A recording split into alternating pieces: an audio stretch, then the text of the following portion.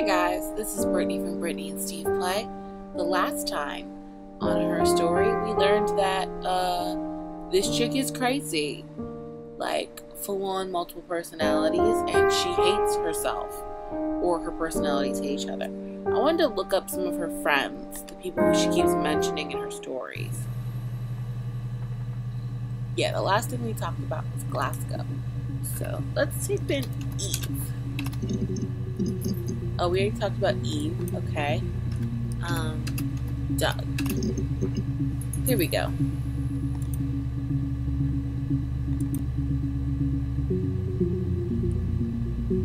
Yeah. I've been round to Doug and Eleanor's and they're very worried. I feel sorry for them.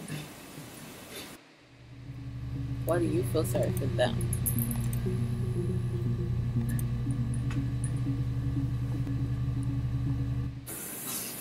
I got a job to contribute, you know. Doug knew someone and I got a job as a dinner lady at the primary school. There you He go. said it didn't matter if I could cook or not, just don't poison the kids. So you see, it's always been complicated between me and Simon. It's never just been the two of us. There's always been pressure. Okay.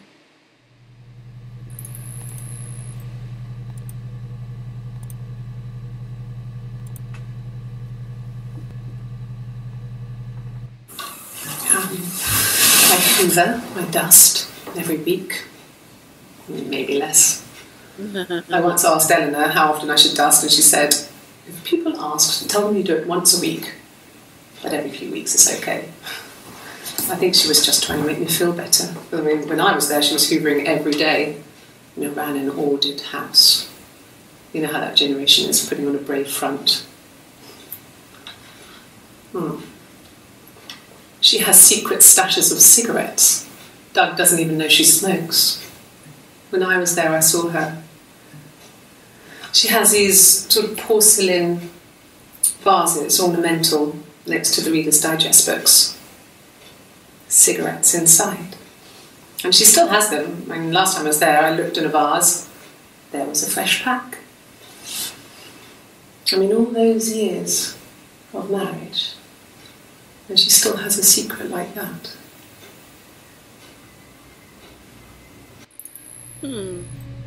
Interesting.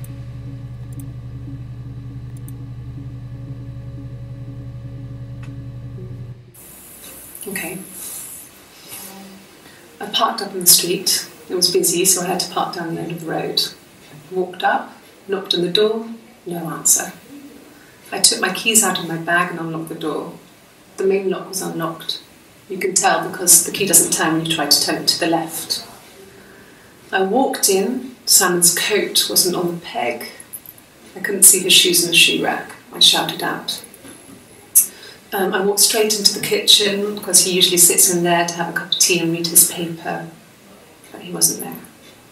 I touched the kettle. It was cold. I looked quickly in the living room. Nothing. So I walked upstairs to the bedroom and he wasn't there. I didn't search for him because it was pretty clear he wasn't there. Oh. I had a shower.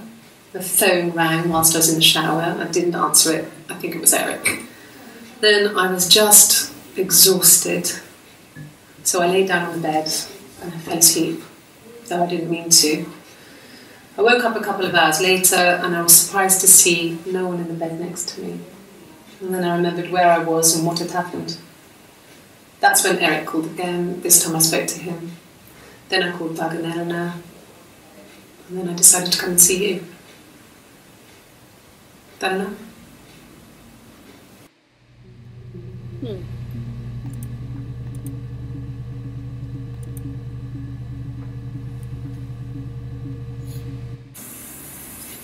1984 was an awful year in the end. We were living at Doug and Eleanor's. I lost the baby at the end of spring and my parents died in the summer. It was a hot summer, a heat wave. So when they discovered the bodies, it was just awful.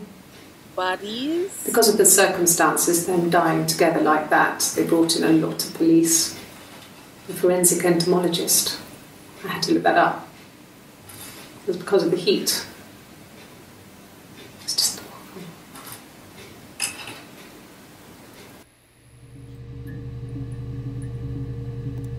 Okay.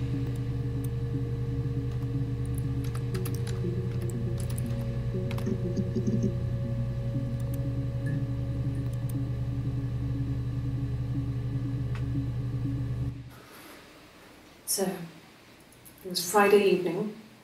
We had an argument. He left. On Saturday, he didn't come back. I waited all day. He was supposed to go help Eric out with something on the Saturday afternoon. They had a job, but he didn't show. So Eric was ringing on the phone. I checked at the Rock, that's our local. They said they'd seen him on the Friday night, but not since. He still wasn't back this morning. It just isn't like him at all. Still not back by dinner time. It's getting dark again. So I decided to come and see you. His parents haven't heard anything either.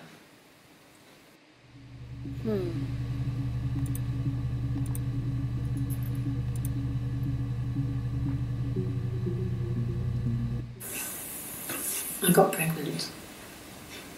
Both our parents had a big powwow. We weren't even in the room. And they decided we should get married.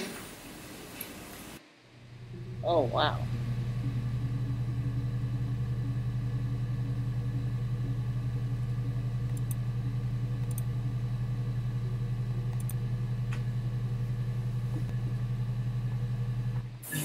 Then my parents died. It was the worst year of my life. A miscarriage and then my parents.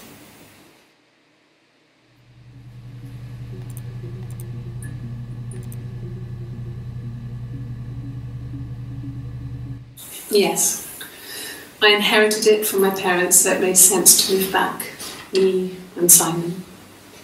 Felt like going back to old ways before the pregnancy.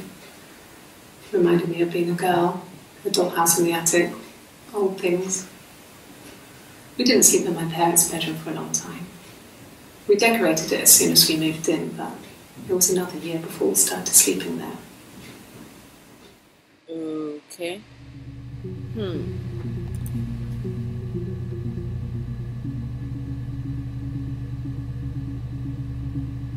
Oh yeah, let's check our database. Oh, look at that. Doing pretty good.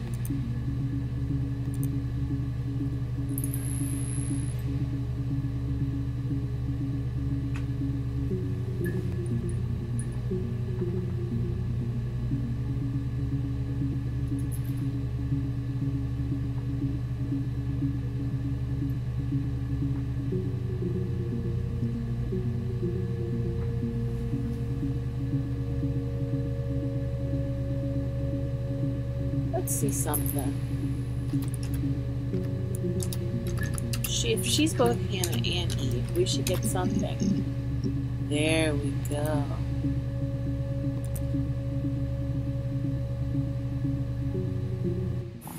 Mum and Dad had never had any reason to notice. They were always busy. If Hannah was eating a lot, they didn't mind. She didn't put on any weight. That girl has a healthy appetite. If they heard us talking in the attic, they just thought it was Hannah playing one of her games, and that Eve was our imaginary friend. Once, she was already up and dressed and ready to go to school, and I snuck down for a piss. Mum saw me in my underwear, she went mad. Get dressed this instant! So I ducked into our bedroom, and seconds later, out came Hannah, dressed and ready. Mum was amazed.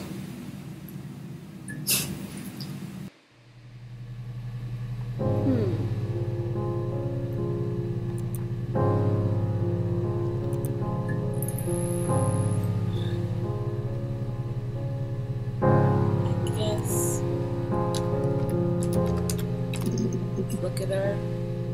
We've already looked up Simon. We looked up Doug. Did we look up Eleanor? Ooh, there's one we're missing.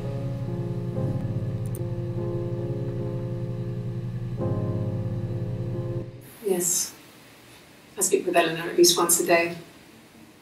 Not that there's anything much to say. It's more just...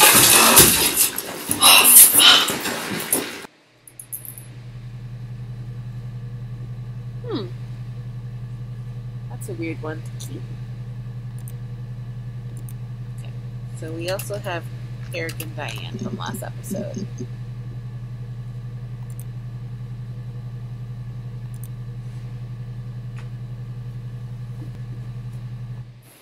He was wearing a shirt, with a blue turtleneck shirt and jeans. He has a watch. It's a really nice one. That was a gift from his boss, Eric. He had his coat, a long grey duffel coat, like Paddington Bear. But he would have taken that with him. It's not in the house. Okay. So this is from the first night that he was gone. And she reported him to the police. Yes, there's a car that we share, a Cavalier, and a van he uses for work. It's owned by Eric, but we look after it. Both of them are there now, parked on the street. I'm not sure about the keys for the van. I can look for you when I get back.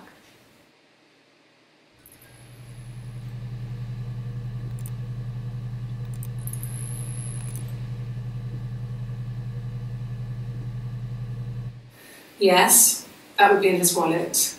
It's a Visa, a silver one.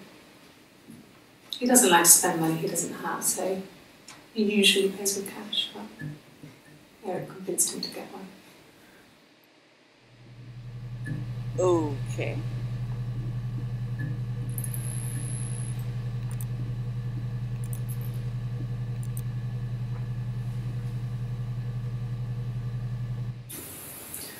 Eric was like an uncle to him. They were pretty close. They spent a lot of time with each other, especially when they had to go to conferences. Have you met his wife, Diane? Okay, let's talk about Diane.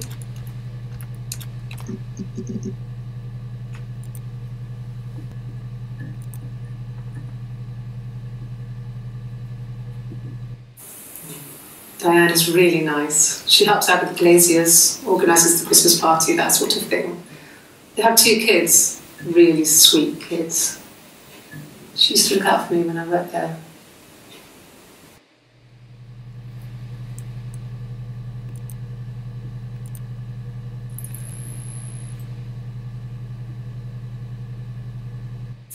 Not really. He would go to the pub. He had his drinking buddies there, but no one ever really came back to the house. Sometimes Eric, his boss, and his wife would come over for dinner. That would be us returning the favour. Diane is a really good cook, into her trendy ingredients.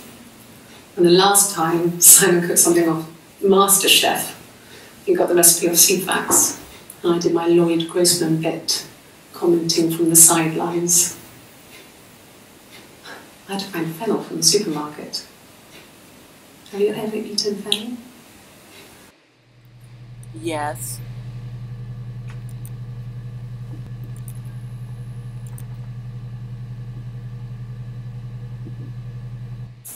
Not really.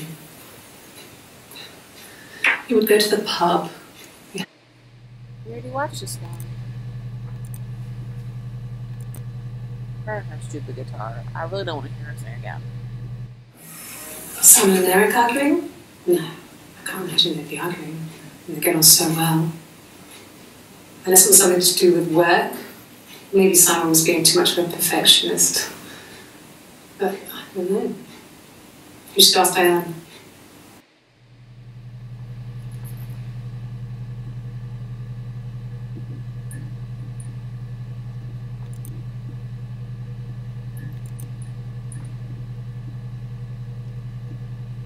Okay.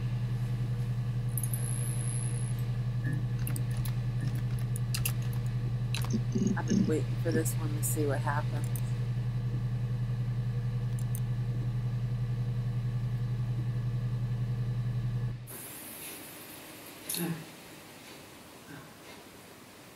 The whole thing was wrong.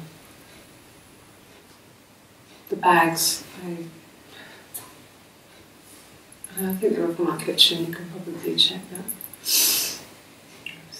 We never go into the cellar. It's just a place we put things we don't need. Dad used to grow mushrooms there. The bags were taped up. I think it was parcel tape, but I think it was ours.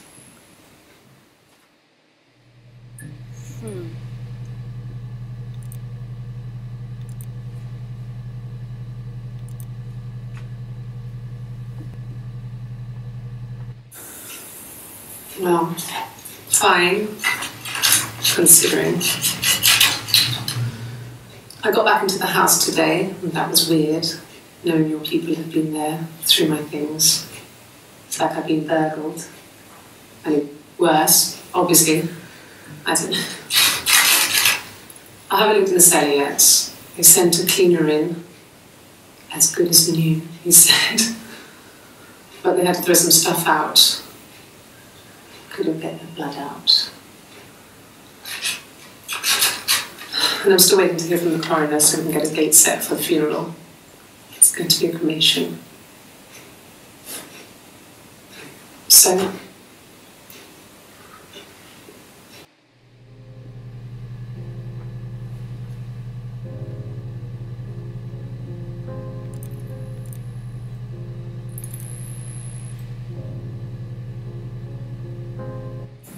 it happened very quickly. We hardly had to talk to each other. We agreed almost silently. The baby was what mattered. We'd help each other. We cleaned up. We bagged up the broken mirror, her clothes. They're gone. We took him down to the cellar. We knew we had an alibi, and we wanted the body to be found later. Whoa. We wanted to have suspicion on us, so we could then disprove it, rather than have it linger. Better to keep the body in the house than risk being seen with it. The watch, that was my touch, to make sure the alibi stuck. Whoa.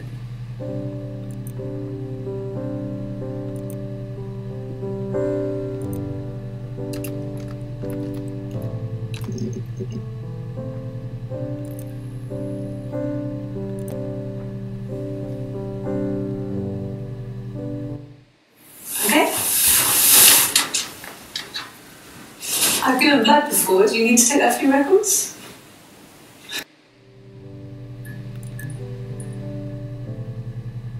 Screw this.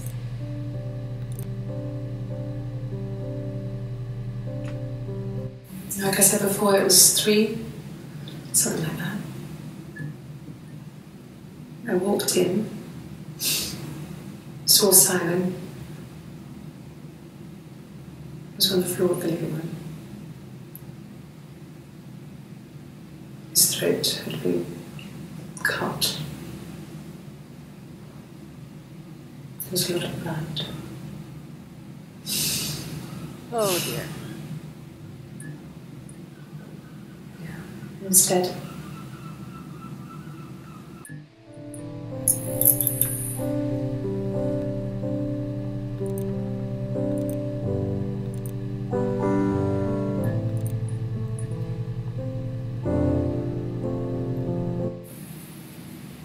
She was sat behind him.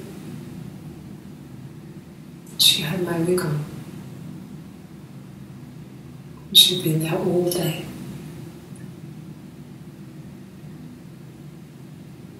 And she had blood on her.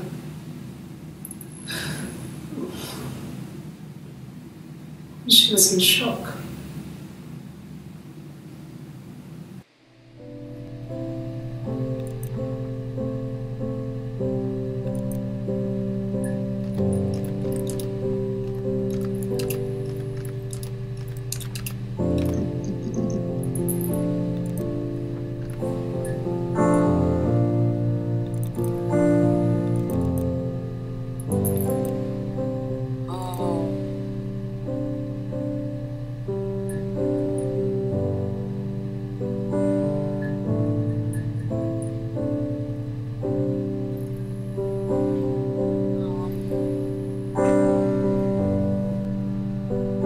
I don't know.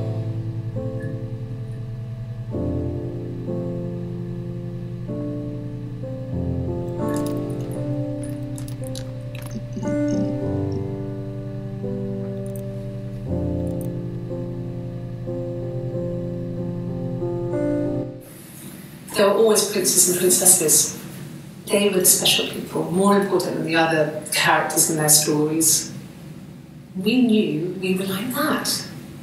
Twins. Magical. We were the princesses.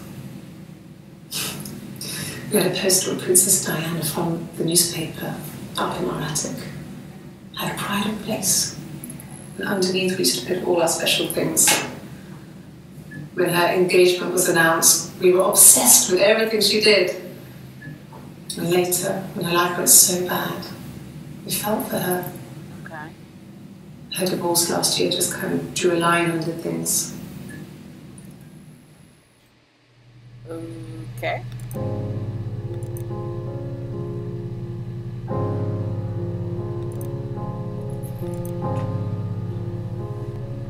What did she say that was important?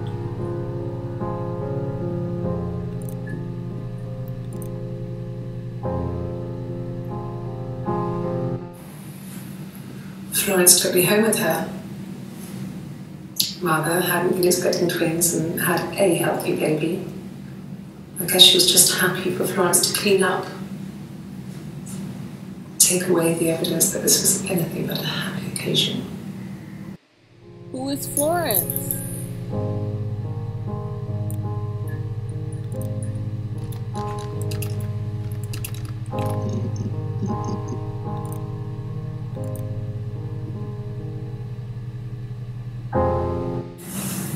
Florence raised me in her home.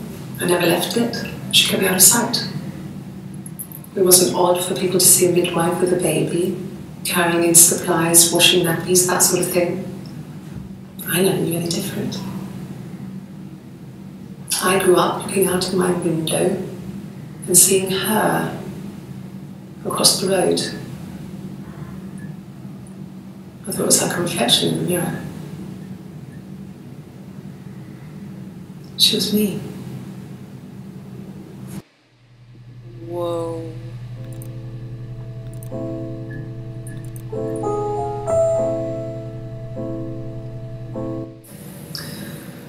Florence was a warm, kind person. But she was broken, I guess. When I found her diary, I also found a biscuit tin with other stuff in it. All the papers, letters, that kind of thing. Her story was in there. I never really spoke to her about it. I was far too young to really understand, I guess. I just put it together later, once I was older.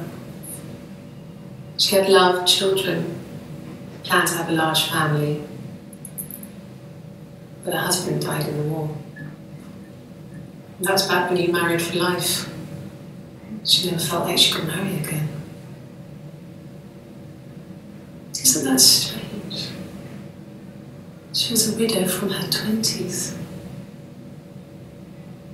But, I mean, I guess it was different then. You know, you married for life and she felt she could never marry again. I guess it was harder, a war widow. One of the dead. I don't know, maybe there was more to it than that. I don't really know.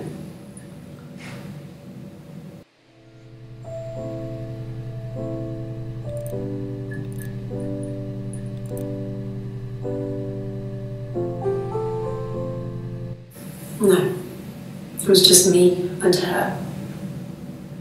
It was the name they were going to call their first child. They talked about it and were going to try it when he came back. Florence's family had a history of firstborn girls, so they were convinced it was going to be a girl. It's hard to know if this is all true. These are stories I remember, that I read when I was a child. Maybe I misread, maybe I misunderstood. Sometimes it's hard to remember what happened last week.